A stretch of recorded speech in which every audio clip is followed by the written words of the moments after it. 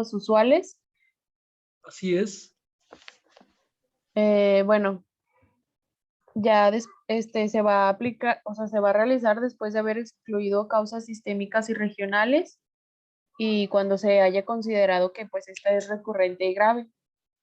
Va a estar indicado pues obviamente el tratamiento quirúrgico y va a ser a través de la ligadura de las arterias etmoidal anterior y maxilar interna. Están establecidos algunos criterios para este tratamiento quirúrgico. Primero, pues el paciente con mal estado general, hipertenso y con enfermedad pulmonar obstructiva crónica. También que, bueno, haya necesidad previa de taponamientos anteroposteriores repetidos para el control de la epistaxis. Y pacientes que después de retirar los taponamientos van a continuar con la hemorragia. Y también, bueno, cuando es difícil determinar el lado de la nariz con epistaxis, la arteriografía selectiva nos va a ayudar a localizar el sitio preciso. Sí. Muy bien. ¿Me oyes, va? ¿Mande? Sí me oyes, ¿va? Sí. Ok, adelante. Entonces, sobre todo la tercera, pacientes que ya colocaste taponamientos, uno o dos que ya cauterizaste y siguen sangrando, pensar en el tratamiento quirúrgico de ligadura de arterias, sobre todo maxilar interna y etmoidales, ¿va? ¿Qué más? Ya cambió de diapositiva, ¿no, verdad? No, no ha cambiado. La ligadura de las etmoidales, recordar que hay dos, anterior y posterior, ¿va? Y se hace mediante clips. Hay unos clipajes, ¿va? O se cauteriza, ¿va? Pero unos clipajes a través de una incisión en el canto interno del ojo, y ahí se vas a buscar en la parte superior de la órbita, ahí vas a localizar las etmoidales, ¿sí? Y la maxilar interna es a través de la fosa pterigomaxilar, ¿se acuerdan? La maxilar interna la vamos a acabar ligando haciendo un Cadwell look, abriendo la pared posterior del seno maxilar y ligando la arteria por vía microscópica o endoscópica, igual con un clip. ¿Qué más? Ok. Perforación del tabique. ¿Qué es eso? Ahora vamos a ver las perforaciones del tabique. Y Bueno, la frecuencia de perforaciones del tabique se ha incrementado en fechas recientes por el desarrollo industrial y el abuso de drogas. En así es. ocasiones, las lesiones pueden ser asintomáticas y se van a detectar durante una exploración regular de nariz. Sin embargo, aunque los síntomas no son muy floridos, por lo general van a consistir en los siguientes, que es epistaxis, formación de costras, obstrucción nasal, silbido respiratorio, sobre todo cuando las perforaciones son pequeñas y anteriores, cefalea, rinorrea posterior, fetidez nasal y alteraciones Muy, olfatorias. muy bien. ¿Y la causa principal, las causas principales, de las causas principales de las Sí. perforaciones, cuáles son? Tenemos aquí 9. ¿Cuáles Ajá. son? Bueno, las causas de las perforaciones del tabique son múltiples y las más comunes son las siguientes. El abuso el abuso en la inhalación de drogas, De sobre la todo en la cocaína. cocaína. Así es. Esta es una de las causas más frecuentes. Yo he visto muchos casos así en el consultorio. Muchos. Y luego te lo niegan. Sí, de hecho, el libro mencionaba que pues tenemos que hacer la pregunta directamente porque pues el paciente no te lo va a mencionar. Y algunas veces te dicen que no, no es cierto, que yo no hago nada. Hay que ser muy cautelosos, inclusive para evitar demandas médico-legales. Eh, ese tipo de preguntas, así como decir, oiga, usted tiene SIDA. Ustedes saben que un paciente, si le pregunta si tiene SIDA, te puede demandar en la consulta. No le puedes preguntar eso a un paciente. Es discriminatorio y es denigrante, según el derecho mexicano. Entonces yo lo traslado hacia preguntarle a un paciente si inhala cocaína. Un paciente puede enojarse si le preguntas eso. Ujú. Puedes preguntarlo tal vez si va solo, y menos si es un joven que va con papás, ¿va? No le puedes Ujú. preguntar eso a un joven porque, pues imagínense, ¿no? Pero un adulto, etcétera, puede sugerirlo, ¿va? Ujú. Pero con mucho cuidado, siempre en el interrogatorio tienen que ser muy prudentes en cuanto al uso de drogas. Sí. ¿Qué más? Bueno, también están las causas traumáticas que son secundarias a una operación del tabique, a una cauterización nasal, sobre todo Sí. con electrocauterio y nitrato de plata.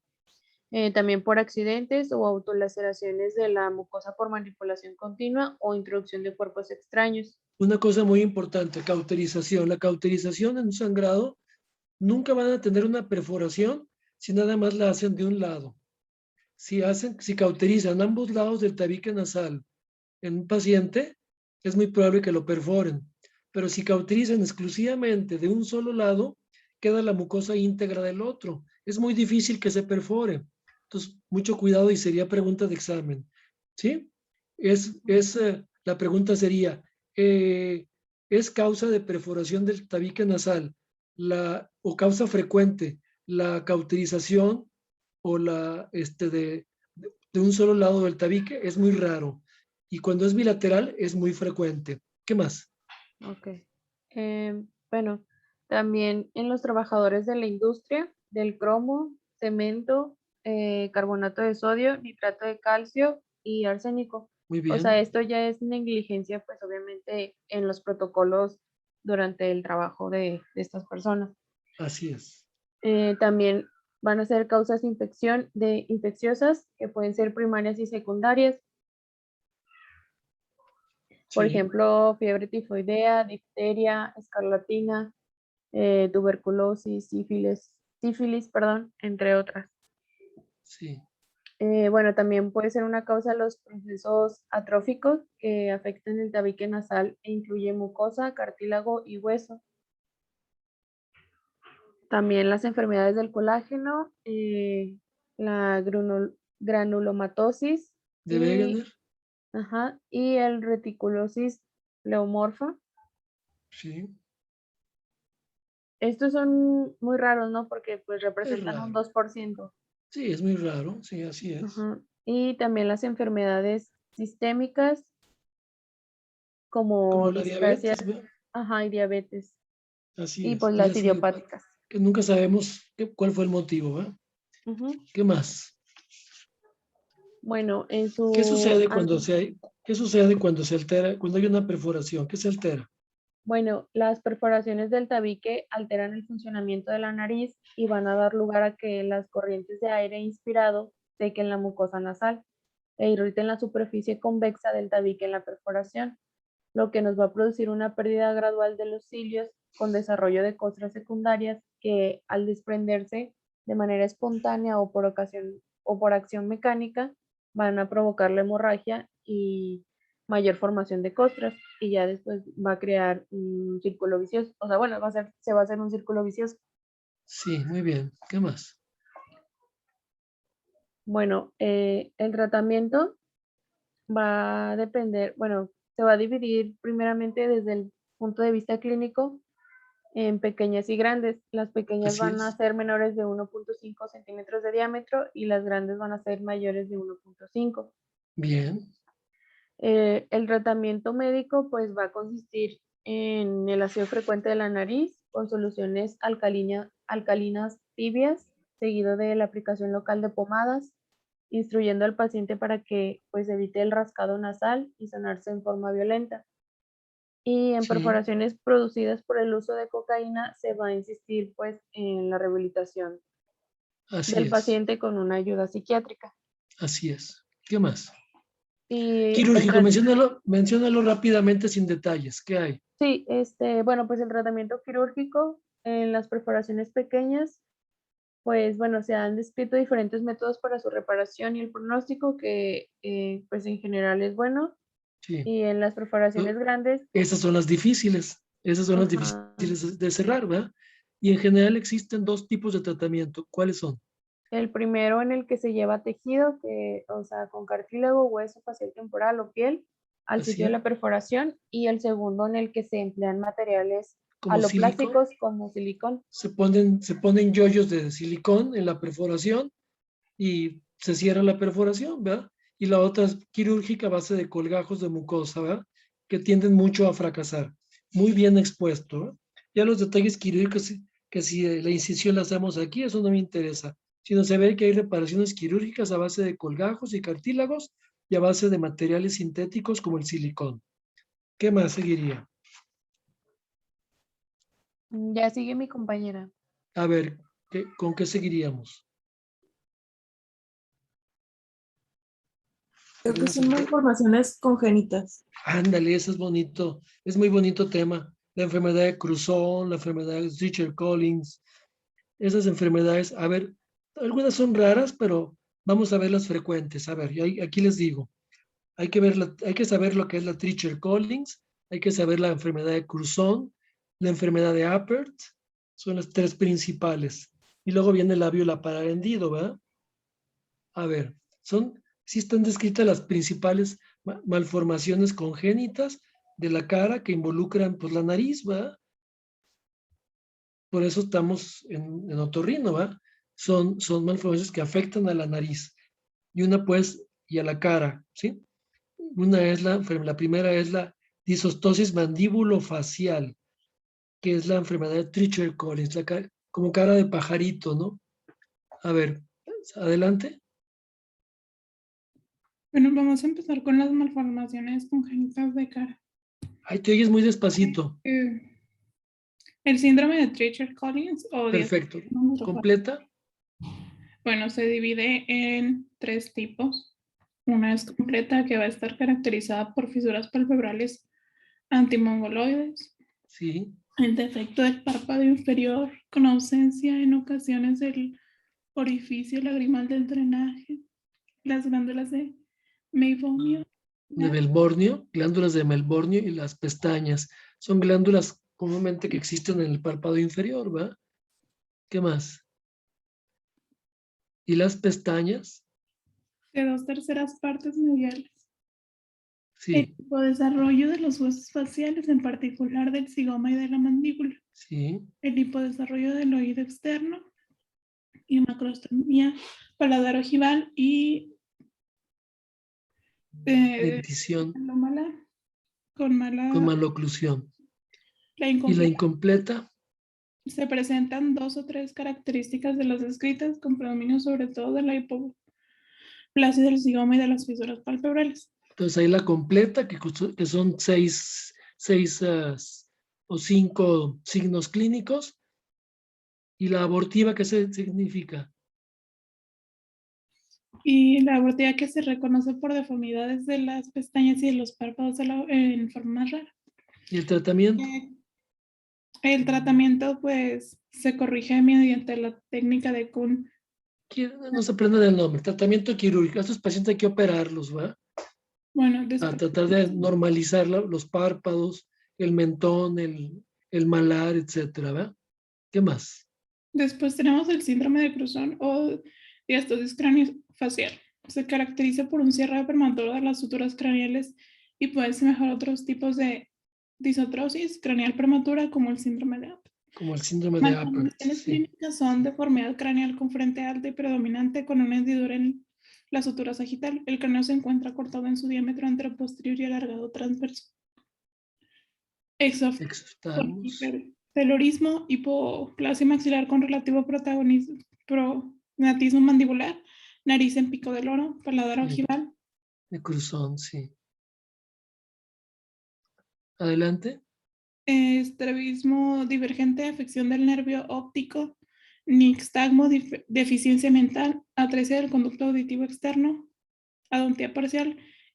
Los Sí. tratamientos son procedimientos El tratamiento. para descomprimir el tejido cerebral y el nervio óptico. Ok, Cruzón, ese es el de pajarito. Y el de Apert, acrocéfalo sin dactilia, ¿qué es? ¿Se transmite?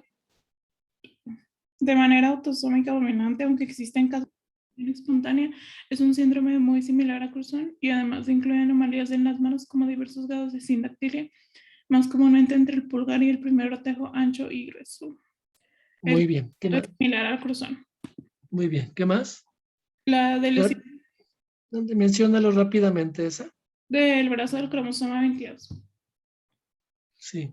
Tiene una frecuencia de 1 en 4.000 nacidos vivos. Se caracteriza por trastornos faciales, entre ellos disfunción palatina con insuficiencia velopalatina, paladar hendido, difusismo facial, otitis medias, grados variables de sordera, trastornos rinosinusales, trastornos del lenguaje, reflujo gastroesofágico, estenosis subglótica, parálisis de la cuerda vocal verdadera, estenosis glótica, traqueomalacia, fístula traqueoesofágica, nódulos cordales, hendiduras laringes, bifurcación traqueal alta, curvatura anómala traqueal y trastornos congénitos cardíacos. Muchísimas afectaciones, pero es muy raro. Qué bueno que es muy raro. Nomás conocerlo. Luego, defectos faciales medios con labio hendido. ¿Qué puedes decirnos de eso? Defectos faciales con labio medio hendido. Pues bueno, Sí. se caracterizan por lo siguiente. Ahí están. Hendido bilateral completo con ausencia de premaxilar y prolabio. Nariz aplanada, hipodesarrollada sin columela, cartílago septal ni huesos propios. Hipotelorismo orbitario. Hendiduras palpebrales mongoloides. Mongoloides. Las cejas en la línea media. Fusión de las Pero cejas. escaso en la región frontal. El proencéfalo está construido por un gran ventrículo central con poca corteza cerebral, ausencia de las vías y los bulbos olfatorios con transiluminación de la cabeza debido a la gran cantidad de líquido que contiene. Huesos frontales en quilla. En ocasiones se puede acompañar de paladar hendido. De paladar hendido. Muy bien. Por si paladar hendido. Se Ahí encuentra está. embrión de 7 semanas en la forma de 2 láminas en posición vertical en sus bordes mediales a lo largo de la lengua. Durante el desarrollo de la lengua, adopta una posición inferior mientras que las láminas rotan hacia arriba en posición horizontal para fusionarse en dirección antero-posterior para formar el paladar a las 12 semanas de gestación. Ok. Hendidura facial. Hendidura facial lateral. Ahí está. La hendidura, sí. Esta hendidura se extiende en forma externa en la comisura vocal para obtener un curso superior para la mejilla en el pabellón articular. Los músculos de la masticación y el maxilar y el zigoma y el pabellón auricular se encuentran hipodesarrollados. Esta anomalía es un efecto de una falla en la fusión de los procesos maxilar y mandibular del primer arco branquial. Entonces, ok. Saber que existe esa hendidura facial. Luego, sí. ¿Qué más? La oblicua. La hendidura facial obliqua, oculonasal, que se extiende de los labios a la porción inferior de los párpados y cruzan la pared externa de la nariz. Pueden extenderse a un plano más profundo para afectar el maxilar y la pared orbitaria ósea interna, hasta terminar en la región temporal. La región temporal, sí. Pueden ser mediales o laterales. Las primeras se extienden desde la porción superior y central de los labios a lo largo del surco nasogeniano hasta la región del canto interno o la porción inferior del párpado medial del agujero infraorbitario.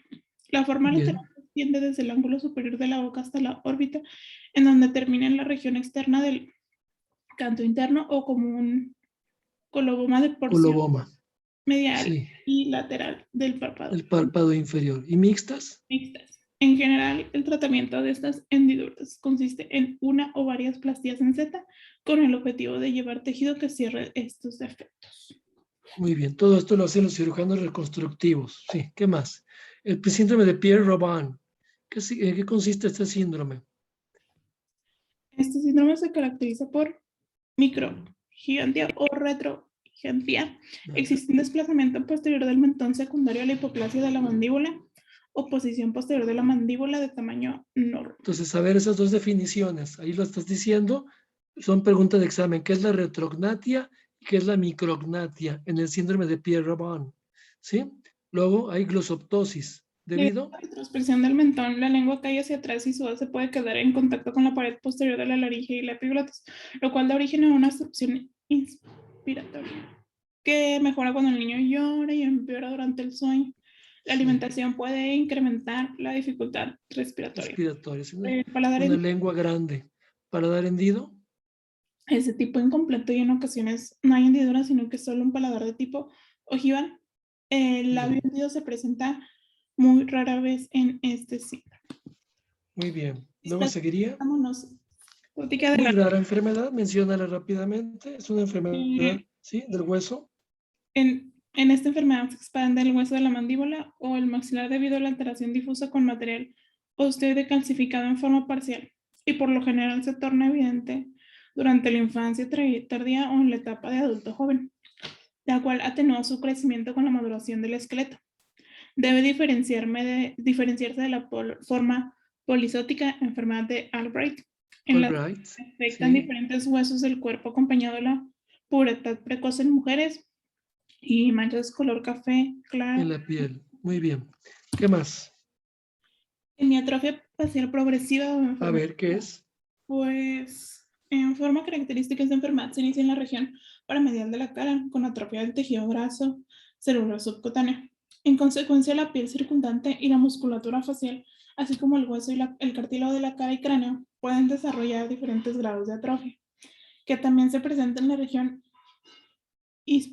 lateral de la lengua. Son comunes en pacientes la pérdida de pelo en la región anterior del cráneo, la caída de las cejas. En forma tardía puede agregarse el cuadro clínico de epilepsia que afecta en la región contralateral del cuerpo. La hemiatrofia facial se inicia durante la adolescencia o en la etapa de adulto joven. El 75% empieza antes de los 20 años. Ok, ¿qué más? Lesiones de Lesiones de partes blandas de la cara. A ver, que tenemos 3 minutitos. Síguele.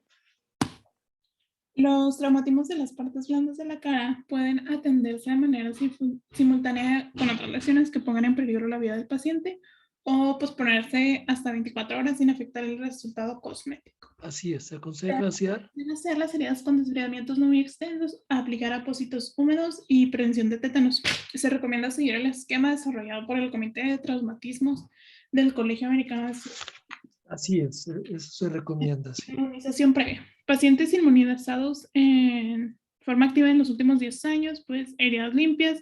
Si ha recibido dosis en los últimos 5 años, no se administra Sí. la toxina tetánica.